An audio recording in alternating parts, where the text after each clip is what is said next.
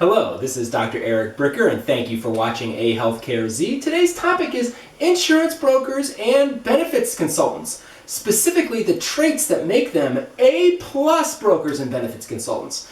So at Compass, we had over 2,000 employer clients, and each one of those clients probably had a team of anywhere from 2 to like 10 or even more brokers and benefits consultants. So I have literally worked with hundreds and hundreds of brokers and benefits consultants over the years. And I have seen the full gamut of really, really good ones and not so good ones. So today I'm going to tell you about 3 characteristics that I saw in the really good A-plus brokers and benefit consultants.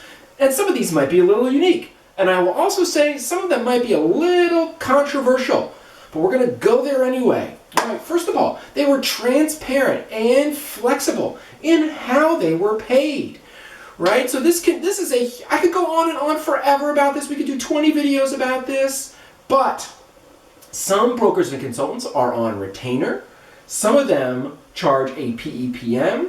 Some of them have commission up to a cap. Some of them would be straight commission. But they would at least be open and honest about what all that commission was.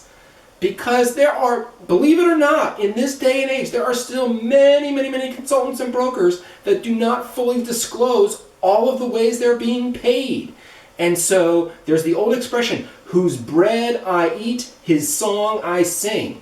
And the really good brokers and consultants, they work for their clients. They don't work for the carrier. They don't work for any other vendors. They work for the clients. And so they need to make sure that they are very clear with their clients in terms of how they're getting paid. Now, that is done to build trust. Now, the squirrely thing about this is the issue, and this is, again, totally controversial. I'm probably going to get lots of hate messages about this, is the issue of including carrier overrides in that compensation. Now, oftentimes it's not called an override, right? We don't like to use that term. Retention bonus, marketing bonus, all sorts of different euphemisms for overrides.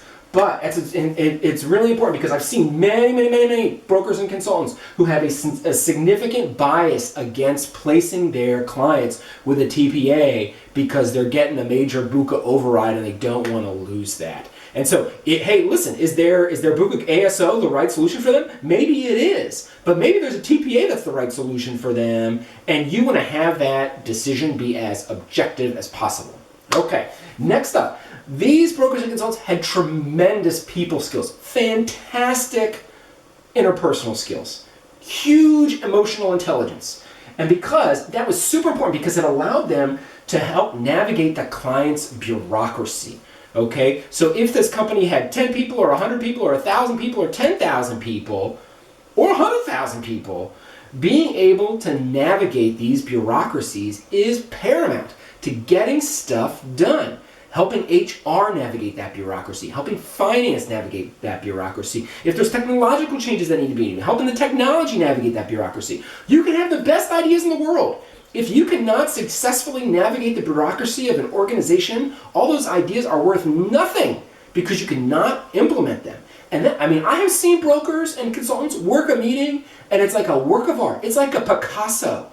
And I have seen other brokers and consultants throw so many wrenches into meetings, it's unbelievable. So that is a huge skill that I saw in successful brokers and consultants. And I think it can be learned personally. Okay, now,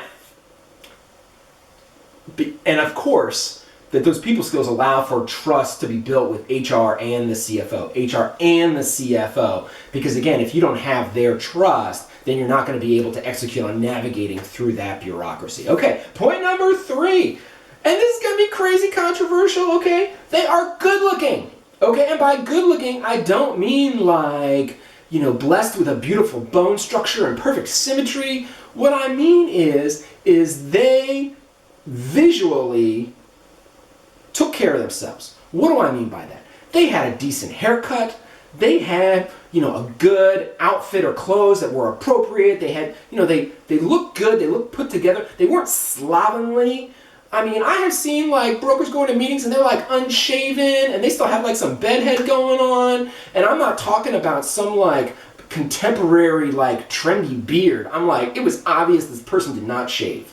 And so now, I will tell you that, again, like, this is done to instill trust and confidence because, right, everybody knows like 85% of communication is nonverbal. So honestly, like, smiling makes you look good. Speaking confidently makes you look good. Having enthusiasm makes you look good. You can take a quote-unquote beautiful person and you can make them frown and you can give them low energy and you can make them ungood looking. Okay? So, and again, this is done because subconsciously we need to instill confidence and trust in the client. And that can be done with being good looking. Now, you can be good looking and have brains, and I have seen many A+ brokers and consultants who are incredibly smart. Really. I mean, it was like impressive how well they knew their stuff and how intelligent they were. Like, I have also seen really good looking brokers be incredibly successful and they were not that smart. But they had the humility to recognize that they didn't necessarily have the brains, but they could find the brains. In fact, these are some of the best.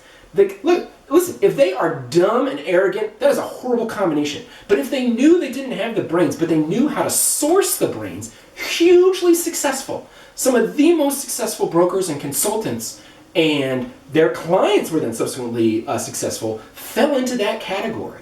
And so, listen, I know that this is just my list. You might disagree with this list. That is totally okay. But I wanted to share with you 3 traits that I found in A+ insurance brokers and consultants.